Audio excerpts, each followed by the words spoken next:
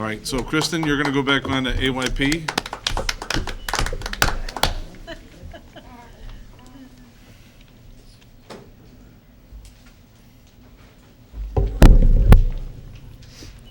So AYP stands for Adequate Yearly Progress, and it's not one of our performance indicators, but I wanted to take the opportunity to explain where we were with AYP this year. And so if you look at, I believe, page 8, you can see that we made AYP in reading, which is really exciting, and that speaks to some of the things that Sarah talked about.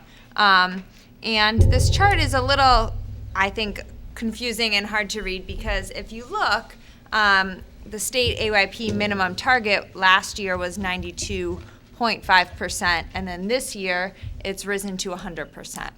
And so, you know, they're expecting 100% of the students to meet a specific standard, and that doesn't take into account where they're coming in. And so, just as a refresher, adequate yearly progress is calculated by a 2-day test, which is the PSAE, the Prairie State Achievement Test. And that's comprised day 1 of the student's ACT score, and then day 2 of the work keys that some of the department chairs referenced. And so the reason that we made AYP in reading is because we met Safe Harbor. And so Safe Harbor looks at, you know, did we increase that pass rate by 10% of the students that took the test from last year to this year, which is why we made AYP with the 70.5% because of the amount of the percent increase that we had, not because we met the AYP target of 92.5%.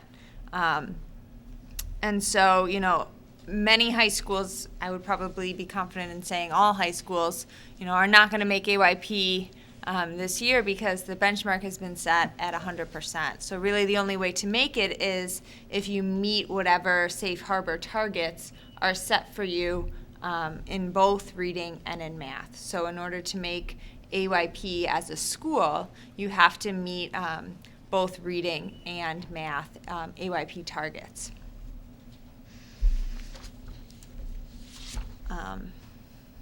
And then there's just some additional information on the very last page about the students that didn't meet the standards. And so we took a look at the students who, you know, didn't meet the reading, the math, and the science targets. We looked at students who didn't meet 2 of the 3 targets, and then students that just met 1, and really looked at, okay, what do we know about these students so that we can provide them some additional support. And so, you know, obviously you can see as students miss more and more targets, they become more at risk and they have more risk factors, which is basically what that chart shows. What's a referral?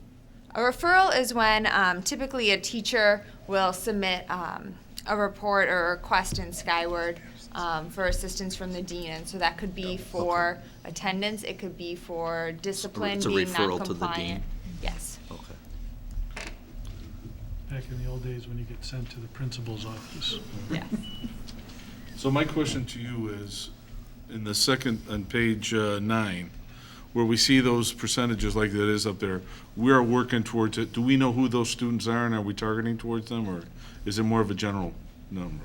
No, we know exactly who those students are, Okay. and we're looking to make sure that they have the supports that we need. And so, you know, we have a spreadsheet that has all of the names of the students that, you know, didn't meet all 3 standards, and then we're taking a look at what additional supports that they are currently receiving, and then what else can we provide them. And so that's one of the reasons why we're so excited about the new English 12 curriculum that will be, you know, implemented next year, is because that'll be a great opportunity for, we see these students and this is how they performed as junior year, and we have some additional support and a very rigorous curriculum for them in their English their senior year. Is that first line another word for transfer students? Yes, but they could be transfer students coming to us as a freshman. So it could be they started day 1 with us as a freshman, but they didn't come from one of our feeder schools. And we also want to thank you for increasing the behavioral interventionist from part-time. Last year she worked just with our special education students, and now this year she's full-time so that she can work with some interventions with students that have some behavioral issues that seem to be interfering with their academic success and their attendance issues. So we're working with our response to intervention, our RTI team, and we're going to eventually bring them before you as well, so you know a little bit about what that structure is and what that looks like, so that you can see how we target interventions for kids that we've identified are in need. But I think the whole thing, total-wise, it's a two-prong effect. We can do all the work we can here, and if it's not reinforced at home by the parents, it ain't gonna work. And we gotta find a way how we can make that parent more involved, more in making that a priority for their kids. So, any questions on the AYP? Yeah, keep going from Matt's comment, is that groups that the two biggest indicators, if they're not going to meet all three, is this first one is if they have 10 or more absences. So I guess it's not surprising, but if it's just 10 absences, that would 65% of the kids don't meet all three. That's it. And I know you talked about that last time, how you tried to get them in. And the second one is if they get referrals. So it's kids who don't show up and kids who get in trouble, and it could be something minor to something major, are the same ones who tend not to do so well on the scoring. Because they're out of the classroom, Right. so yes. All right, any other question for Chris on AYP? How many students do we need, or what percentage of students do we need to have a subgroup? I believe it's 45. And how close are we on the Students. African-American students to that, Not having a close. subgroup? We're not that close. I don't think we're Not close, that but- close, because it's just the amount of juniors, so it's not close to being a subgroup. So the only subgroups we have now are Hispanics and whites. And economically disadvantaged. And special education, yeah. And where are they on? Economically. Oh, on the bottom, well, okay. All right, any other questions for Kristen?